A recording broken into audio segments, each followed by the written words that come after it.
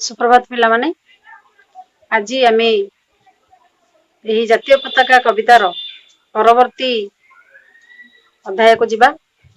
आम पूर्व अध्याय रे कवितार 3टी पद आवृत्ति करी तार सारमर्म बुझीथिले।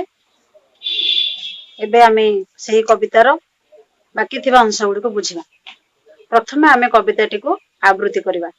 स्थळे उडाइले पदातिक सेना उडिब सागरे समर पोते व्योम युद्धे व्योम जान शोभिब बाट काटी जीव समीर स्रोते रखिब आम मान ए संसारे बढ़ाइब आम जातिर टेक करिब निजर देश देश चाह करिअछि मर्त्ते जाति वैरख तेणु एजी आम जातिर देवता जुहारी बाजी चल रे सर्वे जेते फर फर उड़िब सेते हृदय आमर नाचिब गर्वे।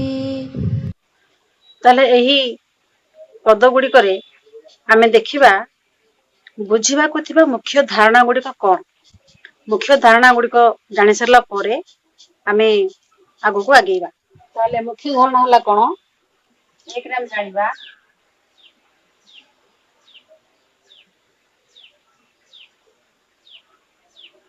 विभिन्न सैन्य बाहिनी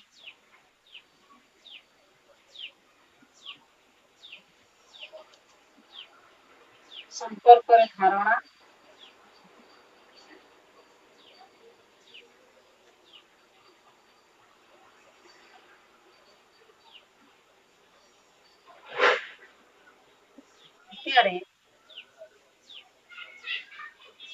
जातीय पताका प्रति सम्मान प्रदर्शन।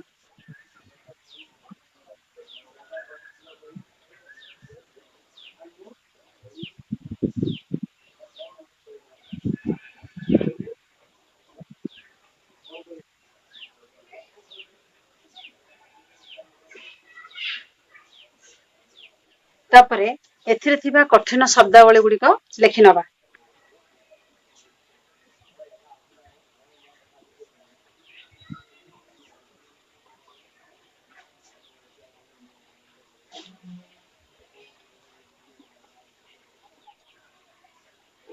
पोते पोते अर्थ जहाज रे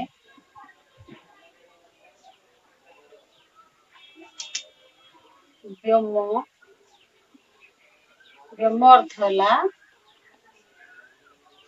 कि कहि परबे पिले व्योम अर्थ कोन। व्योम कहार प्रतिशब्द आकाश रो प्रतिशब्द। तो व्योम अर्थ हला आकाश। समीर अर्थ पवन बा वायु। पवन रो प्रतिशब्द हला समीर। तापर निकर निकर अर्थ हला निश्चय। वैरख वैरख अर्थ मध्य सही पताका। तले आमे पताकार आउ गुटी प्रतिशब्द पूर्व जानिथिले ध्वजा। एबे वैरखर पुणी आ गुटे पताकार आ गुटे प्रतिशब्द आमे जानियो पाइले सेटा होची वैरख। तले वर्तमान आमे कविता को बुझिबा। स्थळे उडाइले पदातिक सेना उड़िब सागरे समर पोते व्योमे युद्ध व्योम जाने शोभिब बाट काटी जीव समीर स्रोते। स्थळे उडाइले पदातिक सेना उड़िब सागरे समर पोते। ताहले एठी आमे देखिबा आमर भारतीय सैन्य बाहिनी केते भागरे विभक्त एवं सेगुडी को कोन कोन। भारतीय सैन्य बाहिनी मुख्यतः 3 भागरे विभक्त। स्थल बाहिनी एवं व्योम व्योम अर्थ होला आकाश। तेणु व्योम बाहिनी बा जोटा आकाश बाहिनी एवं जल बाहिनी। जो जल विभाग रे जो युद्ध हमर युद्ध जान गुडी को जाई जल विभाग रे युद्ध करिथांती ताकू जल बाहिनी कहा जाय। एवं आकाश मार्ग रे हमर जत शत्रु सैन्य सहित युद्ध होई थाए ତାହାକୁ ବ୍ଯୋମ ବାହିନୀ କୁହାଯାଏ ଏବଂ ପଦାତିକ ବାହିନୀ ବା ଆମର ସ୍ଥଳ ବିଭାଗ ଭାଗରେ ମଧ୍ୟ ସୈନ୍ୟ ଯାଇ ଯୁଦ୍ଧ କରିଥାନ୍ତି ଶତ୍ରୁ ମାନଙ୍କ ସହିତ ବିପକ୍ଷରେ, ସେମାନଙ୍କୁ ସ୍ଥଳ ବାହିନୀ ବୋଲି କୁହାଯାଏ। ତେଣୁ ଯେତେବେଳେ ଆମର ଯୁଦ୍ଧ କ୍ଷେତ୍ରକୁ ଆମ ସୈନ୍ୟମାନେ ତାଙ୍କର ରଣକୌଶଳ ପ୍ରସ୍ତୁତ କରି ଯୁଦ୍ଧଯାନ ନେଇ ଯାଆନ୍ତି, ସେତେବେଳେ ସେମାନେ ଏଇ ଜାତୀୟ ପତାକାକୁ ସାଙ୍ଗରେ ଧରି ସେ ଯାନର ଆଗରେ ତାକୁ ଫଡ ଫଡ ଉଡେଇ ଆଗକୁ ଚାଲନ୍ତି ଏବଂ ସେ ଜାତୀୟ ପତାକାକୁ ଦେଖିବା ମାତ୍ରେ ତାଙ୍କ ମନ ଭିତରେ ଗର୍ବ ଏବଂ ଗୌରବ ସଞ୍ଚାର ହୁଏ। ତାଙ୍କ ମନ ଭିତରେ ଆତ୍ମବଳ ସୁଦୃଢ ହୁଏ ଯେ ଆମେ ଭାରତୀୟ ସୈନ୍ୟ, ଆମେ ବୀର ଯବାନ। ତେଣୁ ଆମେ କେବେ ହେଲେ ଭୀରୁ ନୁହେଁ, କାପୁରୁଷ ନୁହେଁ। ଆମେ ନିଶ୍ଚିତ ଭାବରେ ଯେଉଁ ଲକ୍ଷ୍ୟ ନେଇ ଆମେ ଯୁଦ୍ଧ କ୍ଷେତ୍ରକୁ ଯାଉଛୁ ସେଥିରେ ଆମେ ସଫଳ ହବୁ। ତେଣୁ ବ୍ଯୋମଯାନରେ ଏବଂ ସ୍ଥଳ ବିଭାଗରେ, ଜଳବାହିନୀରେ ଯେତେବେଳେ ପୋତ ଅର୍ଥ ହଉଛି ଜାହାଜ, ଯେତେବେଳେ ଏଇ ଯାନରେ ଜାତୀୟ ପତାକା ଫର ଫର ହୋଇ ଉଡୁଥାଏ ଏବଂ ସେମାନେ ଆଗକୁ ଯାନ ଗୁଡିକ ଚାଲିଥାଏ, ସତେକି ପବନର ସ୍ରୋତକୁ କାଟି କାଟି ଏଇ ଆମର ଜାତୀୟ ପତାକା ଫର ଫର ଉଡି ଆଗକୁ ମାଡି ଚାଲିଛି, ଗର୍ବରେ ସେ ଆଗକୁ ମାଡି ଯାଉଛି। ତେଣୁ ବ୍ଯୋମେ ଯୁଦ୍ଧ ବ୍ଯୋମ ଯାନେ ଶୋଭିବ, ବାଟ କାଟି ଯିବ ସମୀର ସ୍ରୋତେ। ତେଣୁ ସମୀରର ସ୍ରୋତରେ, ପବନର ସ୍ରୋତରେ ସେ ବାଟ କାଟି କାଟି ଆଗକୁ ଚାଲିଯିବ। ରଖିବ ଏ ଆମ ମାନ ଏ ସଂସାରେ, ବଢାଇବ ଆମ ଜାତିର ଟେକ, କରିବ ନିକର ଦେଶୁ ଦେଶେ ଯାହା, କରି ଅଛି ମର୍ତ୍ତେ ଜାତି ବୈରଖ। ରଖିବ ଏ ଆମ ମାନ ଏ ସଂସାରେ, କିଏ ରଖିବ? ଏଇ ଜାତୀୟ ପତାକାକୁ କହିଲେ। ଜାତୀୟ ପତାକା ଆମର ମାନ ରଖିବ, ଆମର ସମ୍ମାନ ବୃଦ୍ଧି କରିବ। ଏଇ ସଂସାରର ଅର୍ଥ ଏଇ ବିଶ୍ୱରେ ଆମ ଭାରତର ଏଇ ଜାତୀୟ ପତାକା ଭାରତର ଟେକ ରଖିବ, ଭାରତର ଯଶ ରଖିବ ଏବଂ ଆମର ମାନ ବୃଦ୍ଧି କରିବ। କରିବ ନିକର ଦେଶୁ ଦେଶେ ଯାହା, କରି ଅଛି ମର୍ତ୍ତେ ଜାତି ବୈରଖ। ତେଣୁ କରିବ ନିକର, ନିକର ଅର୍ଥ ମୁଁ କହିଲି, ନିକର ଅର୍ଥ ହଉଛି ନିଶ୍ଚୟ। ତେଣୁ ଏଇ ମର୍ତ୍ତେ ବା ଏଇ ବିଶ୍ୱରେ, ବିଶ୍ୱ ବ୍ରହ୍ମାଣ୍ଡରେ ଏଇ ଆମର ଜାତୀୟ ପତାକା ନିଶ୍ଚିତ ଭାବରେ ଅନ୍ୟ ଦେଶ ମାନଙ୍କ ନିକଟରେ ଆମ ଜାତିର ଗୌରବ ବୃଦ୍ଧି କରିବ, ଆମର ମାନ ରଖିବ ଏବଂ ଆମର ସମ୍ମାନ ବୃଦ୍ଧି କରିବ।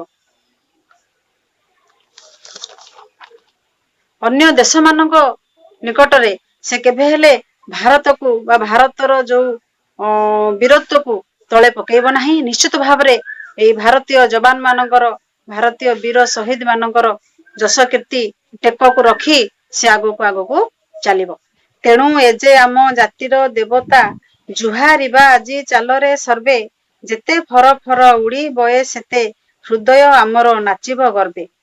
ତେଣୁ ଏ ଯେ ଆମ ଜାତିର ଦେବତା, ଏଠି କବି କହିଲେ ଏହି ତ୍ରିରଙ୍ଗା ପତାକା ହେଉଛି ଆମ ଜାତିର ଦେବତା। ତେଣୁ ଆମେ ସମସ୍ତେ ତାକୁ ଜୁହାରିବା। ଜୁହାରିବା ଅର୍ଥ ପ୍ରଣାମ କରିବା, ଜୁହାର କରିବା। ତେଣୁ ଯେହେତୁ ସେ ଆମର ଦେବତା, ଆମେ ଯେଭଳି ଭାବରେ ଦେବତାଙ୍କ ପାଖକୁ ଗଲେ ଜୁହାର କରିଥାଏ, ପ୍ରଣାମ କରିଥାଏ, ମଥା ନୁଆଇଥାଏ, ଆମେ ମଧ୍ୟ ଏଇ ଜାତୀୟ ପତାକାକୁ ଆମର ଦେବତା ମନେକରି ତା ପାଖରେ ମଥା ନୁଆଇବା ଏବଂ ତାକୁ ସମ୍ମାନ ଦବା। ତା ପାଖରେ ଆମେ ମଥା ନୁଆଇ ତାକୁ ସମ୍ମାନ ପ୍ରଦର୍ଶନ କରିବା। ତେଣୁ ଜୁହାରିବା ଆଜି ଚାଲରେ ସର୍ବେ।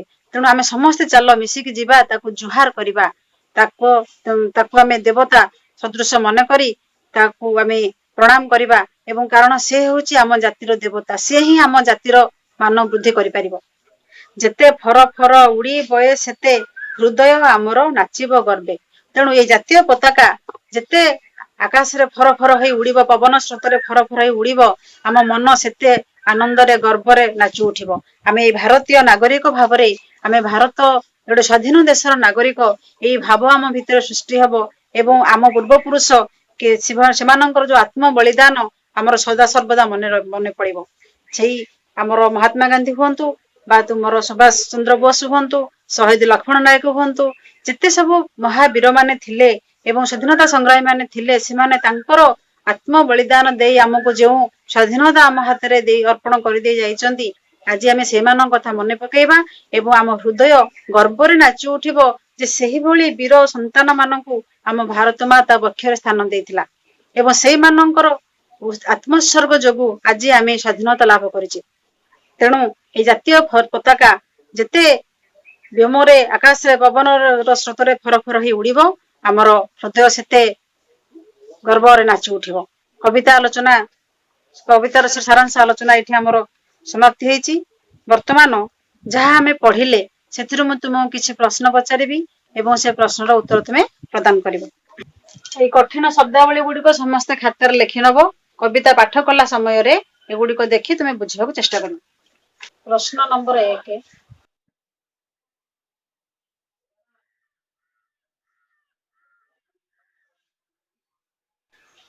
କେଉଁ କେଉଁ ସ୍ଥାନରେ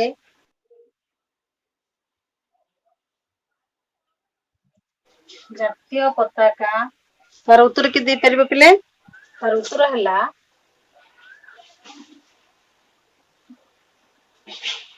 ଜାତୀୟ ସୌଧ, ଉଚ୍ଚ ନ୍ୟାୟାଳୟ,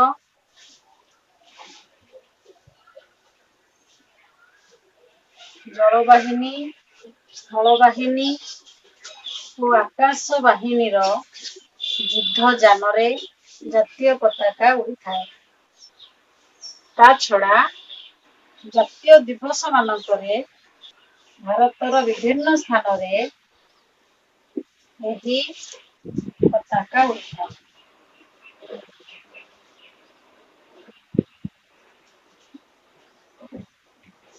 ପ୍ରଶ୍ନ ନମ୍ବର 2, ଜାତୀୟ ପତାକାକୁ ପ୍ରଣାମ କରିବା ପାଇଁ କାହିଁକି କବି କହିଛନ୍ତି?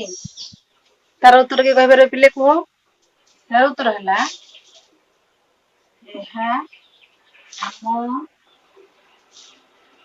ଏହା ଆମର ଜାତୀୟ ଦେବତା ହୋଇଥିବାରୁ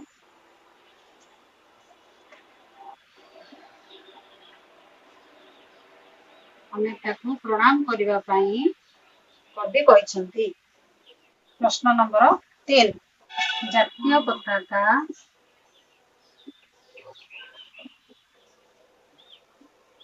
ଆମ ଜାତିର ଟେକ କିପରି ରଖିବ?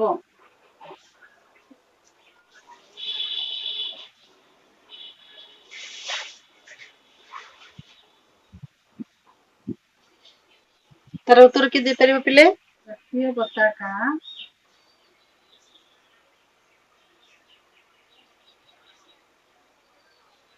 ସାରା ସଂସାରରେ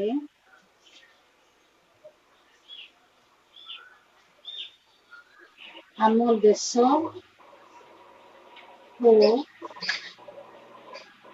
ଆମ ପରିଚୟ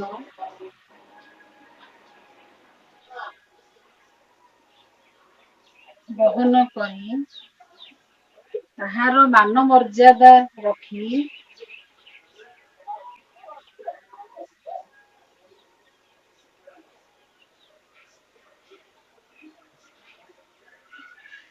ଜାତିର ଟେକ ରଖିବ। ଏ ପ୍ରଶ୍ନ ଉତ୍ତର ଗୁଡିକ ଖାତାରେ ସମସ୍ତେ ଲେଖି ନବ ଏବଂ ତାକୁ ଭଲ ଭାବରେ ଘରେ ଅଭ୍ୟାସ କରିବ। ତାହେଲେ ଆଜି ଆମେ ଏହାର ସାରାଂଶ କଣ ଦେଖିଲେ? 3 ଗୋଟି ସୈନ୍ୟବାହିନୀର ଯୁଦ୍ଧ ଯାନରେ ଏହି ଜାତୀୟ ପତାକା ଫରଫର ହୋଇ ଉଡିଥାଏ। ଏହା ଆମର ଜାତିର ଟେକ ରଖିବ। ଜାତୀୟ ପତାକା ଆମ ଜାତିର ଦେବତା ହୋଇଥିବାରୁ ଆମେ ଏହାକୁ ଜୁହାର କରିବା ଏବଂ ଏହାର ସମ୍ମାନ ରକ୍ଷା କରିବା ପାଇଁ ସବୁବେଳେ ଚେଷ୍ଟା କରିବା। ଧନ୍ୟବାଦ।